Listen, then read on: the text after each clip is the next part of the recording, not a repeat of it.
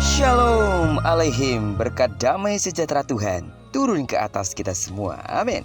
Selamat pagi buat kita semua. Sungguh Tuhan kita baik dan teramat baik. Dan dalam kebaikannya tentunya Tuhan sudah membangunkan kita kembali di hari ini, Selasa 25 Juli tahun 2023. Percayalah kita pasti akan diberkati di sepanjang hari ini. Amin. Baiklah, seperti biasa sebelum kita lebih jauh melakukan semua aktivitas pekerjaan kita, mari kita sama-sama landasi hidup kita terlebih dahulu dengan mendengarkan firman Tuhan dari pembacaan Alkitab satu hari satu pasal.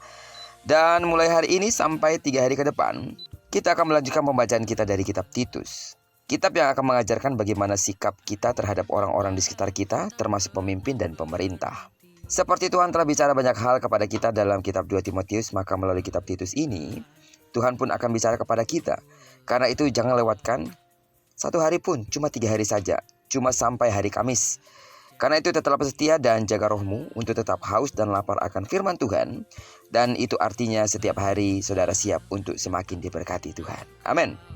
Judul renungan kita di hari pertama dari kitab Titus pasal pertama ayat pertama sampai dengan ayat yang ke-11 ini adalah melayani bukan untuk mencari keuntungan. Sebagai pengantar renungan ini saya akan coba bacakan untuk kita ayatnya yang ke-11. Orang-orang semacam itu harus ditutup mulutnya karena mereka mengacau banyak keluarga dengan mengajarkan yang tidak-tidak untuk mendapat untung yang memalukan. Saudara, camkanlah bahwa memiliki motivasi yang benar adalah dasar kita melayani Tuhan.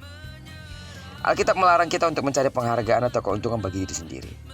Peninggian dan berkat bagi seseorang adalah hasil karya Tuhan dan bukan karena usaha kita sendiri. Betul? Oleh sebab itu, saat melayani Tuhan kita harus memiliki hati yang benar. Di dalam kitab Yeremia pasal yang ke-45 ayat yang ke-5 dikatakan, "Masakan engkau mencari hal-hal yang besar bagimu sendiri? Janganlah mencarinya." Sesungguhnya kita melayani Tuhan karena kita berhutang budi kepada Tuhan. Dia terlebih dahulu mengasihi kita dan telah mengorbankan nyawanya bagi kita. Amin. Karena pengorbanannya di atas kayu salib, kita menerima keselamatan dan diangkat menjadi anak-anak Allah. Sehingga kita pun beroleh berkat dan anugerah yang besar dari sorga. Jadi melayani Tuhan adalah tindakan membalas kasih Tuhan, bukan untuk mencari hormat, apalagi keuntungan untuk diri sendiri. Simaklah pernyataan Paulus yang tertulis dalam kitab 1 Korintus 9 ayat 18. Kalau demikian, apakah upahku? Upahku ialah bahwa aku boleh memberitakan Injil tanpa upah, dan bahwa aku tidak mempergunakan hakku sebagai pemberita Injil. Dan kepada Titus pun Paulus berpesan agar ia berhati-hati dalam memilih penatua atau pelayan Tuhan. Pada pasal yang pertama ini, Paulus menasihati Paulus agar memilih orang-orang yang menjadi penatua atau pelayan Tuhan adalah mereka yang memiliki hati yang tulus, bukan tipe orang yang suka mencari keuntungan pribadi. Kenyataannya yang kita hadapi sekarang, masih saja ada orang yang menganggap dirinya pelayan Tuhan, tapi memilih-milih tempat dalam melayani. Ada yang dimotivasi karena jumlah kehadiran. Jemaat yang banyak, ratusan, ribuan, baru mereka mau melayani atau hadir di sana. Ada pula yang bersemangat melayani ketika yang dilayani adalah orang-orang yang berkantong tebal atau berkedudukan tinggi. Jika diminta untuk melayani orang-orang pinggiran atau melayani di gereja yang sederhana kecil, atau mungkin juga di gereja di pelosok, di mana jemaatnya adalah orang miskin, dapat dihitung dengan jari mungkin. Tidak banyak orang-orang yang mau melayani di sana dengan sepenuh hati. Hanya mereka yang tahu bahwa pelayanan itu dilakukan untuk Tuhan. Mereka mengambil keputusan untuk melayani di gereja-gereja yang tergolong kecil, sederhana. Maka dengan itu, dari renungan kita pada pagi hari ini, kita diajarkan firman Tuhan untuk melayani Tuhan karena memang kita merasa berhutang kepada Kristus. Yang kita cari adalah kesukaan Tuhan, bukan kesukaan manusia. Karena itu layanilah Tuhan dengan tulus dan layanilah Tuhan dengan hati yang murni.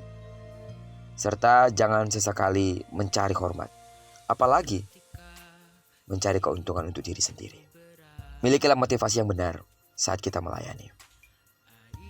Benar, gereja kita saat ini masih sangat sederhana. Jumlah yang hadir masih dapat dihitung dengan jari, puluhan orang saja. Namun percayalah, di sini ada Tuhan. Dan Tuhan selalu melakukan perkara-perkara besar dan ajaib di antara kita. Amin. Karena itu, mari sidang jemaat Tuhan dan para pelayan Tuhan, atau mungkin saudara yang mendengarkan atau yang mengikuti pembacaan Alkitab satu hari satu pasal ini, dimanapun saudara berada dalam pelayanan, layani Tuhan dengan tulus. Karena sesungguhnya pelayanan bukan mencari keuntungan bagi diri kita. Kalau kita tulus melayani Tuhan, Tuhan tidak akan pernah tinggal diam. Dengan caranya, Tuhan akan membalas kita dengan berkat-berkat-Nya. Amin. Karena itu sekali lagi sidang jemaat Tuhan, mari kita melayani Tuhan dengan sungguh-sungguh melalui gereja kita. Lakukan apa yang saudara bisa lakukan sebagai bukti saudara sungguh-sungguh mengasihi Tuhan. Melayanilah dengan hati yang tulus, bukan dengan bersungut-sungut, apalagi mulai mencari perhatian atau mencari hormat dari seseorang, atau mungkin mencari penghargaan dari gembala sidangmu. Tapi lakukanlah. Perhatian hamba Tuhan, dalam hal ini gembala sidang, pastilah sangat terbatas. Tapi kalau kita mencari perhatian Tuhan dengan melakukan hal-hal yang benar di hadapan Tuhan, melakukan pelayanan dengan tulus, tanpa saudara mengomando Tuhan untuk memberkati saudara, Tuhan dengan tulus akan memberkati saudara dengan melimpah. Sekali lagi, layanilah Tuhan, bukan untuk mencari keuntungan bagi diri sendiri, tapi layanilah Tuhan, karena memang kita harus melakukannya sebagai bukti kalau kita sungguh-sungguh mengasihi Tuhan. Dan dari Tuhan sajalah kita mendapatkan berkat itu sendiri. Terpujilah nama Tuhan. Diberkatilah kita di sepanjang hari ini, digenapi firman-Nya telah berjanji bahwa apa yang dikerjakan tangan kanan dan tangan kiri kita dibuatnya berhasil. Amin. Kemanapun kaki kanan dan kaki kiri kita melangkah, di sana pasti kemuliaan Tuhan akan dinyatakan. Doaku bagi seluruh sidang jemaat Tuhan, jika bersatu musuh datang menyerang engkau, tapi karena kekuatan Allah ada padamu, pagar perlindungannya akan nyata bagimu, maka musuhmu akan lalu daripadamu. Bagi sidang jemaat Tuhan yang sakit secara fisik, dengarkanlah, dalam nama Yesus, sembuhlah sesuai dengan takaran imanmu. Diberkatilah kita bersama dengan orang-orang yang kita kasihi, serta bersama dengan orang-orang yang kita cintai, dimanapun mereka berada. Terpujilah nama Tuhan. Shalom Aleichem. Berkat damai sejahtera Tuhan mengalir atas kita. Amin.